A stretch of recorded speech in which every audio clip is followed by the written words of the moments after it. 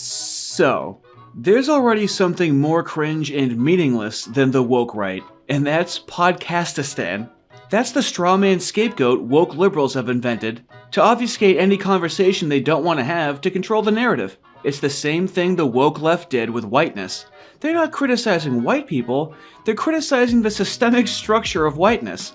Woke liberals aren't criticizing podcasters, they're criticizing the systemic structure of Podcastistan. Put on your Hegelian helmets, things are about to get pretty tarded. Our friend Konstantin Kisin from the Triggernometry podcast, he put up on Substack an article about something that's been kind of brewing online. And I'm just going to read you one line of it, and I want your take. Podcastistan is a place where people scold the mainstream media for failing to live up to their standards while having none of their own. And this was to the backdrop of a Douglas Murray, Dave Smith debate, largely about Israel on Rogan's podcast. As we whirl further into Podcastistan, as Konstantin is talking about, is this like, in some sense, the most dangerous thing that a modern society can be in, where we're just going to all define truth for ourselves? And in some ways, we have to blame the previous gatekeepers because they did not do a good enough job gatekeeping correctly? It's poetic.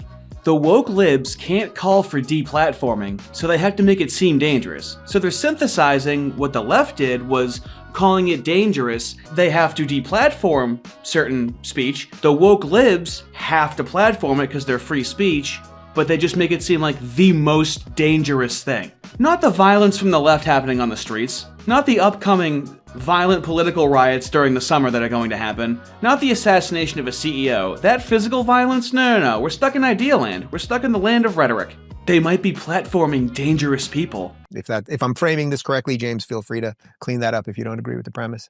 No, you're not wrong. So the social constructivism I talked about earlier is relevant, but also what you're witnessing is postmodernism.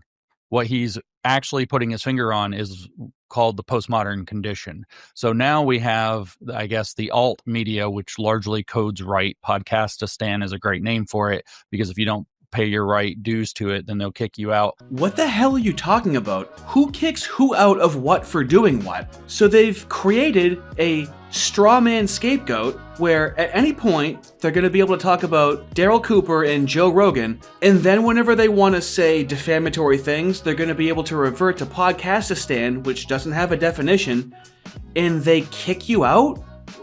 They're making podcasts a monolith. You're kicked out of podcasting? No, not podcasting, Podcastistan, the thing we made up. That doesn't really have a definition.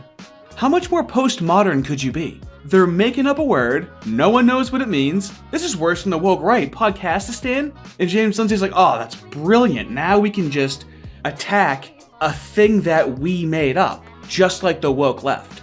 That it has gone postmodern. This is the postmodern condition, and everything that went along with postmodernism on the left that sucked is going to come here that also sucks.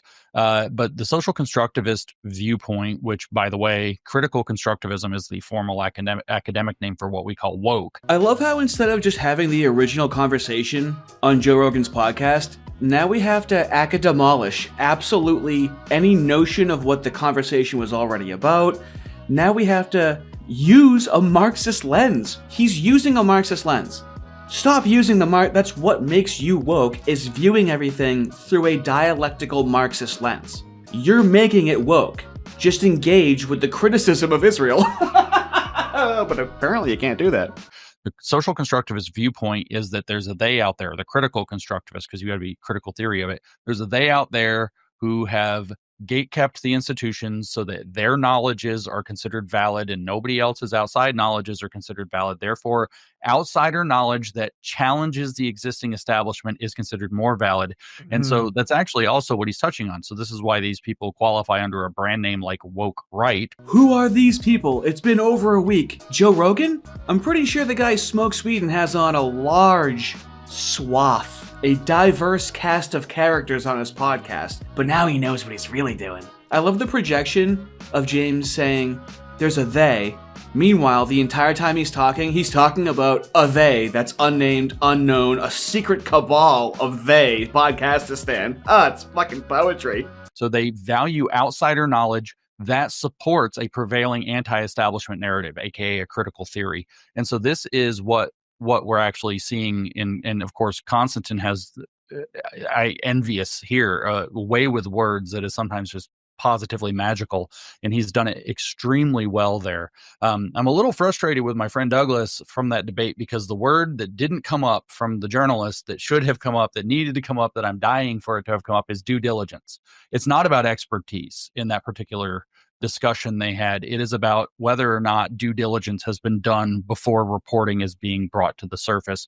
And Douglas's point was, I've done due diligence before I wrote my book, and you haven't done due diligence for the amount you talk about this. So the expert rhetoric is failing very hard. So James Lindsay has to go, let's not say experts, let's say due diligence, okay? James Lindsay and Douglas Murray do not do their due diligence. Let's say what they do in terms of trying to address the woke right is douche diligence. See, some of these characters, like Stephen Wolfe, who wrote the book The Case for Christian Nationalism, has put multiple times on social media, and I don't know what he said in public talks. I've only heard one of his public talks. Well, can't disagree with James. He did his douche diligence. Not gonna stop him from talking about what he's gonna talk about, even though he's seen just a modicum of what's been said from this person. He would definitely let other people that he opposes get away with that, right? He has adopted, he was recently saying on social media, somebody sent it to me, so I have to, I guess, confirm this, but... Rules for thee, but not for me, coming from the woke liberals once again. Who's that other dude who thinks he's an expert on Churchill? Daryl Cooper does not think he's an expert. In fact, I think it's everybody else is always calling him an expert, and he's like, I'm just a history Have nerd. you ever absorbed any of his material? Have you ever consumed any of his podcasts or anything like that? I tried. Yeah? It's pretty hard to listen to somebody who says, I don't know what I'm talking about, but now I'm going to talk. Curious. Award-winning journalist Douglas Murray can see charred child bodies in person, but it's a little too hard to listen to someone and understand their argument, but that's not going to stop him from defending that person and mischaracterizing what they're saying. That's too hard for him. War journalism, that's easy. Listening to something you don't want to hear, nearly impossible for the woke liberal. But you can't get around the fact that they do their douche diligence. And due diligence is a concept that hasn't fallen out of view. Like you looked up the Alan Shepard stuff. That was doing some due diligence on this. You vet all of the clips that you show. That's doing due diligence before you put together your show. Oh yeah, James, great point. It's not literally a meme from the Joe Rogan experience to go, hey Jamie, pull this up. They pull up what they're talking about all the time. So who are you directing this to? On one hand, he can criticize Joe Rogan, and then on the other hand, he goes, I'm criticizing Podcastistan and the woke right. Well, okay, you're conflating this conversation, weaving in and out of talking about Joe Rogan and Daryl Cooper, but then saying things that don't apply to Joe Rogan. He's known for playing clips. Hey, Jimmy, pull this up. What are you talking about, James? You getting lost in idea land. That's actually a high standard of journalistic integrity. It's not present in Podcastistan. And as Konstantin kind of has poked that bear and revealed, they don't like having that mirror held up to their face, but that's because they're postmodern and don't have anything else. Woke tactic 101. Accuse someone of something, and then when they defend themselves, it's an admission of guilt. It's holding a mirror up to them. Who's them, by the way? Who's he talking about? Is he talking about Joe Rogan? Is he talking about Daryl Cooper? No, holding the mirror up to Podcastistan. James Lindsay isn't being a postmodernist. He's just he's just talking about holding up a mirror to the straw man scapegoat that somebody made up. What divine prose. James Lindsay is spitting straight poetry. But do you want to see the magical spells that Konstantin Kisin casts to rationalize this postmodern idea of Podcastistan? Konstantin has, I envious here, a way with words that is sometimes just positively magical. Let's get into it. I'm merely pointing out that the incentive structures and thought patterns we would typically associate with the entertainment business are not the same as those we would expect to see in journalism and academia.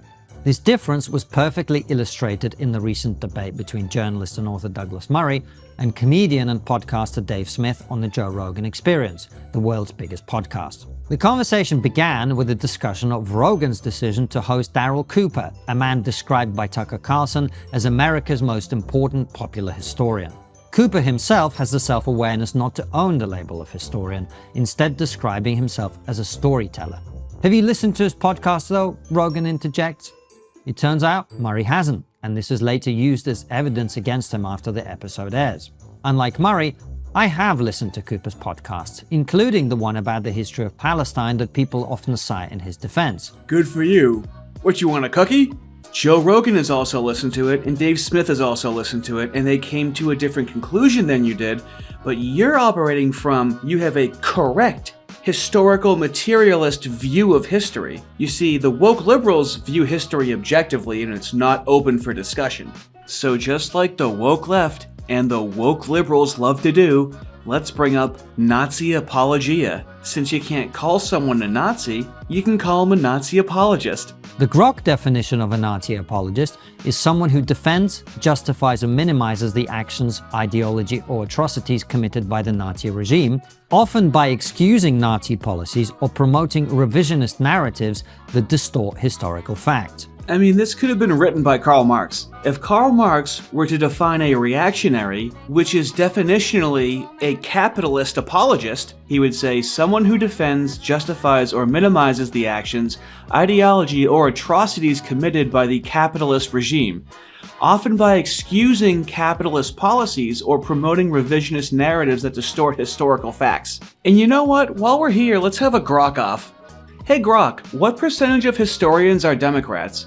Based on available data, historians in the US lean heavily Democratic. A 2016 study of voter registration at 40 top US universities found a 33.5 to 1 ratio of Democrats to Republicans among historians, suggesting about 97% of historians are Democrats. Another source from 2015 citing campaign contributions estimated 88% of historians are Democrats and 95% in another. A 2018 paper reported a 17.4 to 1 Democrat to Republican ratio for historians, implying roughly 95% Democrats. So remember, when the woke liberals tell you to listen to the historians, listen to the experts, who they never name by the way, what names do they put out there? They just say listen to the historians, the real experts on history. They mean Democrats. They mean the left. Factually. But what happens when there's someone that's studying history that goes against the narrative of the 97%? Exasperated, he tries to explain that far from being revolutionary, these ideas have been pushed by discredited historians like David Irving for decades. Konstantin, do you think maybe the field of history is overrun by Democrats, and when someone goes against their narrative, I don't know, similar to COVID, where there was people that were in the minority that happened to be correct, their voices were silenced and discredited? Do you think that same thing might be happening with history at all? Because you're never bringing up directly what he says and going into detail about it. We're just having a narrative about it. It's like you're creating history as you're trying to discredit someone else talking about history, like a woke liberal. And as we know, woke liberals are the arbiters of objective thinking. They don't engage in low-quality thinking.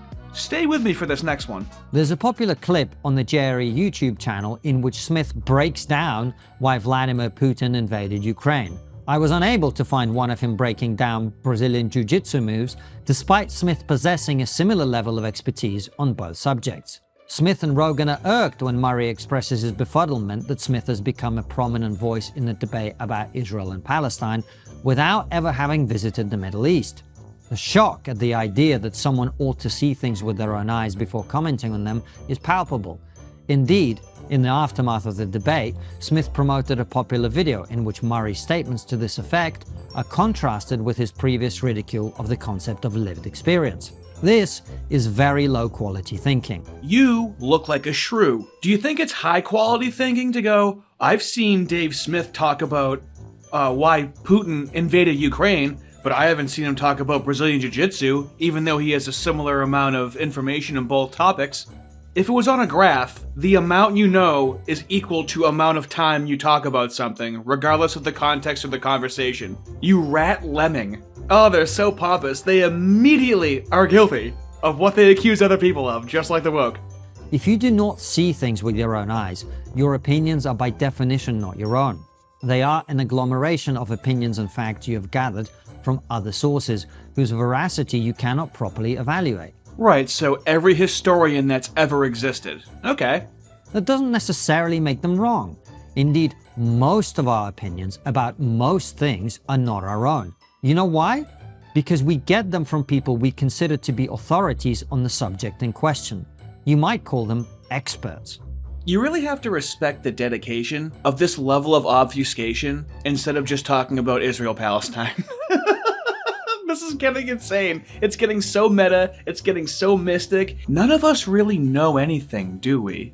This is brainwashing. This is propaganda. Let's go down to the very molecule of what knowledge is, really. You know that you don't have to do that in any other conversation unless you're obfuscating. The great trick being deployed here is to allege that experts can't be trusted while relying on a different set of experts. I love the two-pronged approach right now, where on one hand, James Lindsay is like, well, let's not use the word expert. That didn't work out well. Let's go with due diligence. Meanwhile, Konstantin, who's brilliant and magical, constantly driving home the concept of experts. Podcastistan is a monolith. Experts are a monolith. You take a word, make that into its own group, and then attack the idea of it. That's why we're having this weeks-long meta conversation. It's not just you think of it as experts. Other people don't. They think of it as people that are knowledgeable, people that are reasonable, people that have detailed discussions, people that have transparent research. You see how I'm going into depth as to why that they believe these people instead of other people? Expert, expert, expert, expert. They have all their bases covered. They have their expert rhetoric and their we shouldn't use expert rhetoric and use due diligence rhetoric instead. Multi-pronged approach.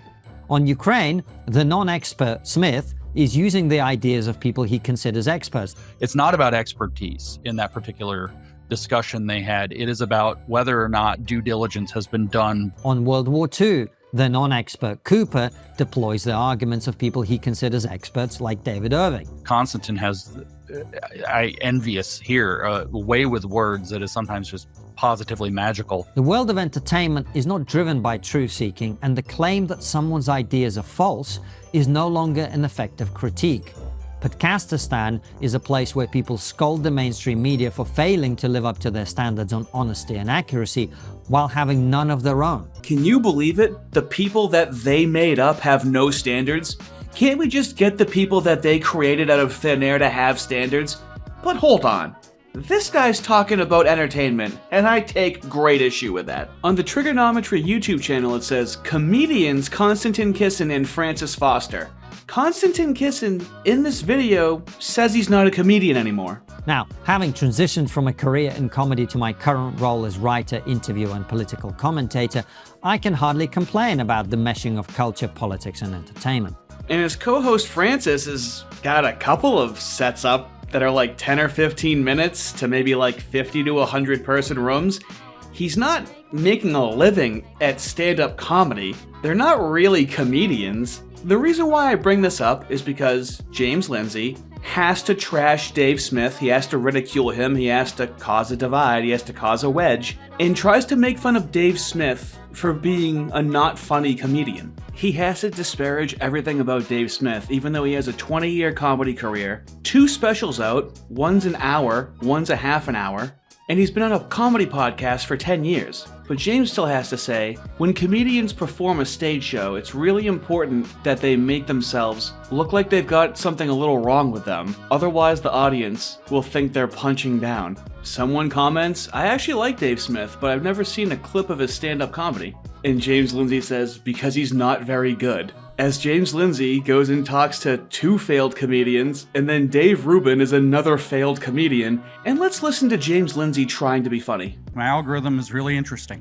About every third thing, and I have no idea why, I don't click on this stuff, about every third thing I get is a racist joke. Jokes? About every third thing on my Instagram feed is a racist joke right now. Used to be dancing girls. Wait for it. Bring back the hot chicks. Now sit with it. A lurch from our young people into Nazi ideology, into anti-Israel hate, into anti-Jewish sentiment, into racism like we have not seen in decades, maybe ever. I know you're dumpy. How do we stop this? Aren't you being a little heavy-handed? I was going to start with a joke. My friend said, tell a Jewish joke. Here's the Jewish joke I picked up on the internet. Maybe you won't get it. I am paid by Israel to make these remarks. I make this joke now because what I want to say is that the values that PragerU is teaching to our children are exactly the solution to this problem. Marissa did not put me up to shilling for your organizations, what the point of the joke was. And the crowd goes mild for old Jimmy B-Cups. Dorky Pig over here thinks a telltale sign of a good joke is explaining that it was a joke. Entertainment. Okay, let's start to wrap this up.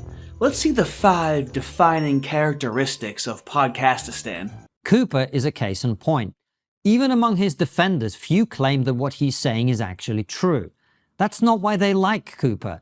They like him because he ticks every one of the 5 boxes on the new media checklist. 1. Transgression. Since the new media positions itself as a challenge to the mainstream, it rewards, above all, ideas that are transgressive. In an environment where the truth is often met with outrage, saying something controversial is easily confused with saying something true. Yes, you've already admitted we've been lied to by the experts, and they suppressed other experts that didn't go along with the narrative of the elite class. People are going to wonder what else they've been lied to about, and they're going to have a lot of hesitancy with trusting quote-unquote experts who haven't done their quote-unquote due diligence or ignored the due diligence that did not serve the greater narrative. You got a problem with that, Konstantin? If the libs are upset it must be true is a poor heuristic for understanding the world, but it is what often passes for thinking in Podcastistan. 2. Charisma. Cooper is charismatic. Yeah, it's the field of entertainment. You're supposed to be charismatic. It's no wonder why a failed fucking comedian is like, he's charismatic and people are listening to him. You dark elf. All media, but new media especially, over-indexes charisma. And that is because charisma and authenticity are not disconnected. People who say what they truly think are typically more charismatic than those who filter and obfuscate. But just because someone says what they truly think does not mean that what they truly think is true. Oh, and just because you're labeling something Podcastistan doesn't mean it's necessarily true. Oh, logic. 3. Conspiracy. Cooper's ideas are conspiratorial. A key element of the new media worldview is that you're constantly being lied to by the mainstream institutions. But is that true? Are we constantly being lied to by mainstream institutions? Is that the truth? Now all of a sudden we're not focusing on whether or not something is true. Curious. It's extremely helpful to proponents of this perspective that you are in fact frequently lied to by mainstream institutions. In this context, ideas which appear to expose a hidden truth always have more appeal. 4. Entertainment value. So number 3, conspiracy, has no regard for the truth. It doesn't matter if the conspiracies are true, it just matters that they're conspiracies. You're the mainstream media. Ew, gross, get away from me. Cooper's podcasts are entertaining. In a world where culture, politics, history, and pretty much everything else is a form of entertainment, entertaining ideas that are wrong appeal more than boring ideas that are true. And 5. Political alignment. Wow, can you believe this guy failed as a comedian? Imagine a world where things are entertaining and also true, like the best comedians that have ever existed. It's entertaining and it's true, and you're not allowed to say it, so you listen to the podcast so you can hear the truth that you're not allowed to say out loud. As I've explained previously, Cooper's ideas about the past are popular because they serve a specific political purpose right here in the present. The incomprehension that Smith and his supporters exhibit at the notion that we ought not to amplify bad ideas, and that we do not owe those who insist on uttering them access to our audiences, is, I imagine, exactly the sort of incomprehension that a fast food or big pharma executive would exhibit at the suggestion that selling unhealthy food or addictive drugs is a bad thing to do. It's a free country, man! If big pharma and big food can poison your body, why can't Cooper poison your mind? And there's the dismount, equating poisoning the body with poisoning the mind, just like they did during COVID, when the government declared systemic racism a public health emergency. Racism is a public health crisis as they held up signs at protests. Yes, The biological and the psychological are synthesized into one narrative. Brilliant. The greatest irony is that this is the inverse of anti-Semitic Jew conspiracy rhetoric. He's talking about a shadowy cabal of people that are irresponsibly messaging. Oh, is it by accident? Are they doing it on purpose? We don't know. Funny how the people criticizing people for pushing conspiracies, whether or not they're true, are pushing this conspiracy that there's Podcastistan, nameless, faceless people that are misinforming people. The woke liberals are now creating a mass-form psychosis with the woke right. Try to find out what the woke right is. It's a lot of implied knowledge, a lot of gate-kept knowledge. You're not going to get a straight answer. With the woke left, you have really direct, straight answers.